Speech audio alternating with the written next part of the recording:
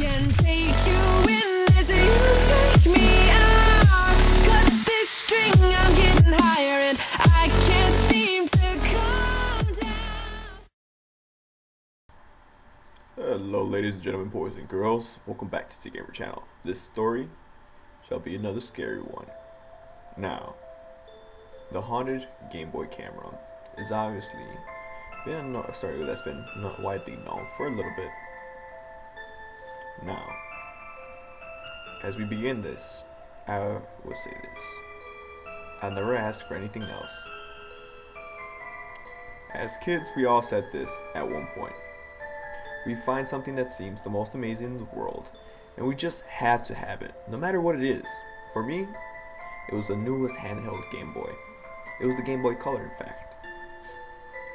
It was the most beautiful thing to a 6-year-old, especially to all my friends when they were getting theirs.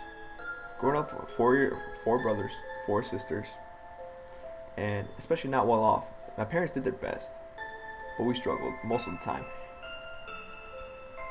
Now, they did their best to give us comforts and toys, but new electronics were out of the question. Hell, we were still working off that old television that still had the rabbit ears on it. You guys know which one I'm talking about. I was the youngest of 5. Well, out of the 5, I was like 5th oldest. Let's rephrase that. I was the 5th oldest, alright? Out of 8. So, that meant I get a lot of hand-me-downs, but I was used to it. But still, I had some resentment to my siblings, of course. I mean, I begged for that Game Boy Color. They said they would do their best, and bless their hearts. Shortly after my birthday, my mom, my dad presented me with the box. I was surprised, but they said they had found something and they knew I always wanted it very badly. I had been very good. My heart raced with excitement. I tore the box, but sank into the pit of my stomach. It was not a Game Boy Color. This was a piss poor excuse of a handheld.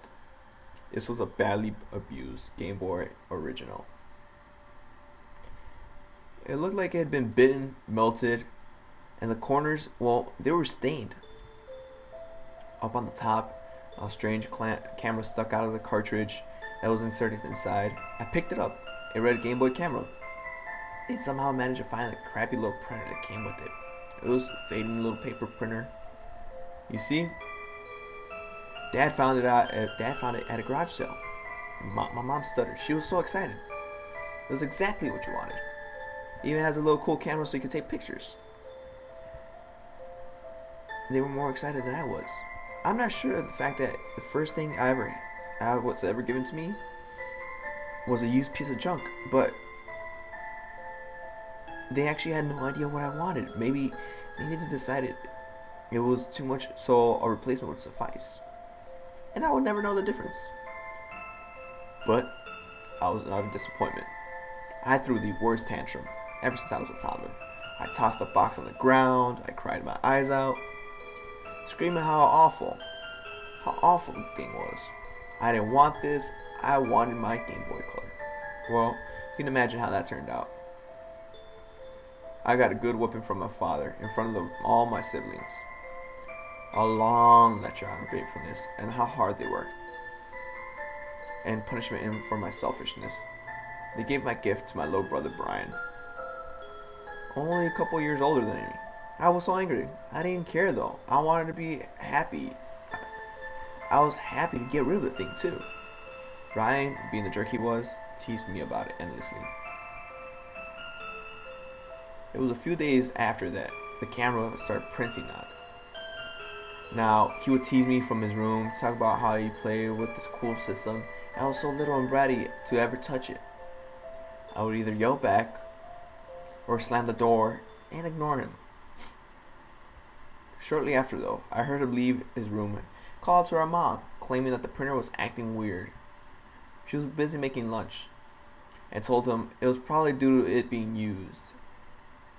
And keep trying, see if it'll be fixed. Maybe it'll fix itself. I heard him go back to his room. And then, a little whisper later,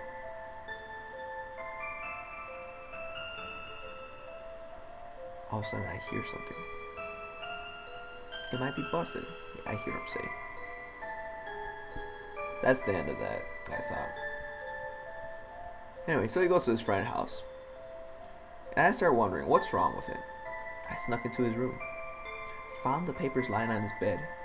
He'd taken photos of himself, making weird faces in the cameras. The game had been turned off. As expected, the first few pictures were normal. Then they changed to faces that everybody knew about. The printed paper was stained. They even looked weird. As I looked down later in the pictures though, they looked different. Honestly, the camera the game came in was not so great. So sometimes it was hard to see the details of everybody's face. It would be blocky or blurry. The later pictures, however, seemed to change. It wasn't scribbles or silly words written on his face. His features seemed to change. There were dark spots around his eyes, his mouth. His expression didn't look goofy no more. Instead, he looked scared. Each picture seemed to change more and more. Eventually, the pictures changed to where it didn't even look like him. It looked like somebody was holding the Game Boy. It looked like somebody was holding the Game Boy and just taking pictures of him. He got farther and farther away until it seemed horribly twisted and demented. It showed Ryan running from the camera. The last picture showed Ryan himself, but half his face was missing. The dark pixels spilled out from the side of his head, laying on the ground. I didn't know what to think. I didn't even know what the camera was capable of. Like, it's capable of these things? It frightened me immensely. I jumped off the bed, ran into my room, telling her about the pictures. She didn't believe me and got angry that I was playing with after it. Like, I was playing with it with my little behavior, my little tamper. I can't even speak how scared I am. She scolded me and told me to go back to my room. I was too nervous to be angry. I was wondering, what was wrong with that Game Boy? Why did it print those pictures? I was immensely relieved when Ryan came back home that night. He seemed to be fine after that night. I was convinced myself it was probably a problem with the system since it was so beaten up. Some kind of error. At some point later in the week, Ryan tried again. I heard him call it a piece of junk, then chuck it into the drawer. He threw all the pictures he ever taken with that stupid piece of junk in the trash can. I didn't think of much of the Game Boy until the week after. I'd been coloring my room. I heard some terrible scream outside, and the sound of the squealing stopped. Immediately, I jumped up. I ran outside, along with my neighbors. This sight is still burned into my memory. Ryan had gone to walk across the street to his friend's house, as he would any other day. A man had come speeding down the highway, or the street, however you want to call it, and hit him. He'd been pulled under his car. His head was crushed in half. His tires, the tires just ran over his head. My older brother's brain and skull were collapsed and splattered under a pool of blood soaking in the street. I still remember the cry of agony and the horror my mother let out, and the rage and grief in my father's eyes as he pulled the man out from the car and shouted at him, asking him what the hell he had done, why had he hit that child. My sisters pulled me back inside, trying to comfort me, shield me from the sight, but the damage was done. I had seen exactly what the picture had shown me. I knew that Game Boy had all the cause. In my native, I might be crazy. I tried to tell them. I was hoping they'd believe me, but they didn't believe me at all. It made my sisters fall apart. My sisters yelled at me. Next few weeks were miserable. My parents were inconsolable. My mother could barely take care of us, let alone the house. My eldest sister, Andrea, took over the role and struggled with it, angry with us, dealing with her own grief. She also took over cleaning over Ryan's side of the room that he shared with my other brother. At this point, she found the Game Boy and the Game Boy camera, asked if I wanted it. I told her, I told her it was cursed. Of course I didn't want it. Ryan had killed Ryan. Why would I want it? Why would I want it? She said, I was being cruel to our parents, turning their gift into a cursed object by saying that. She was trying to give me a guilt trip, and I need to stop being so selfish, she said. The funeral of Ryan caused even more money and stress on the family.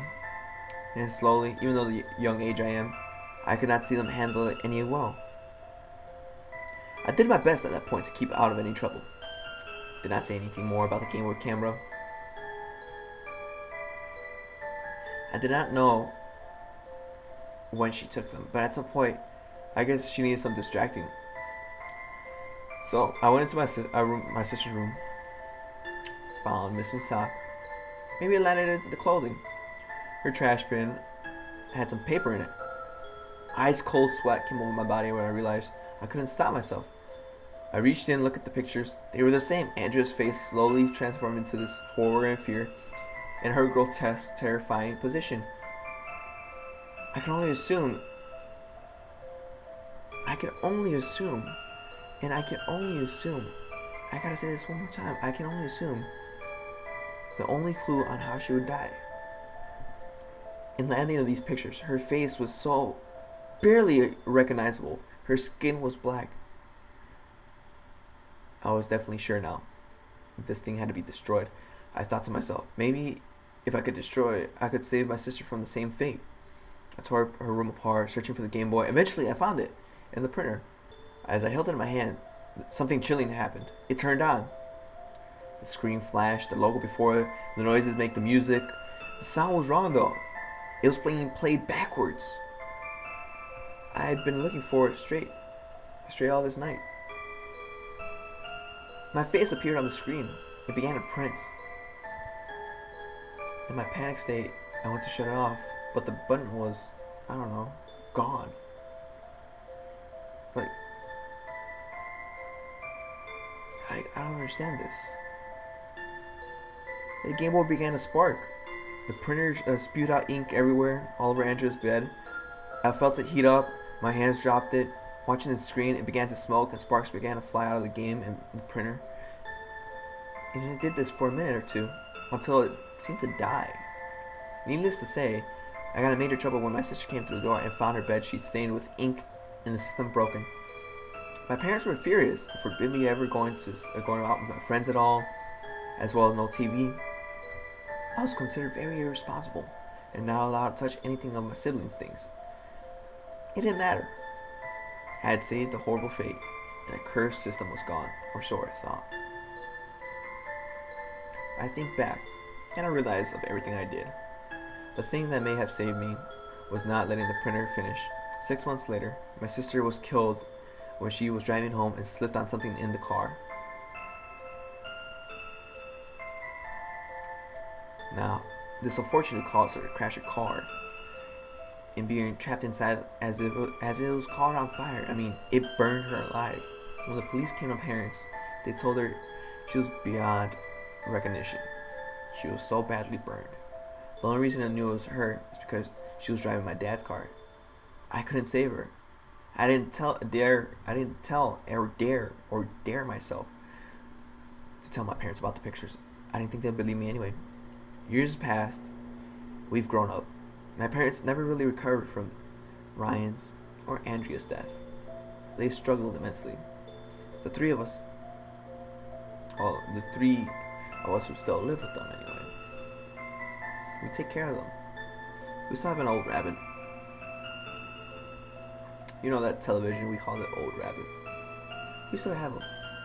Just for comfort's sake though. There's still one thought that haunts me that makes me hard to sleep at night. I never found out why did the broken Game Boy and printer, like, I prayed every night. I pray to God. The thing made itself into the trash compactor. It's tangled with plastic floating in the ocean. I fear, and I truly have this fear deeply embedded in me. I fear they still want us to have it. I mean, they want us to use it. Maybe donate it. Or sold it for parts. Someone somewhere is repairing it, putting in a new paper. And what they will see, it was a picture of it trying to print me. Now, I'm truly scared, and as you can tell, I've been stuttering all night. My name's Tick Gamer Channel, everybody. I wish y'all have a good night. And remember, Peace. Why can't I just listen? I create my prison.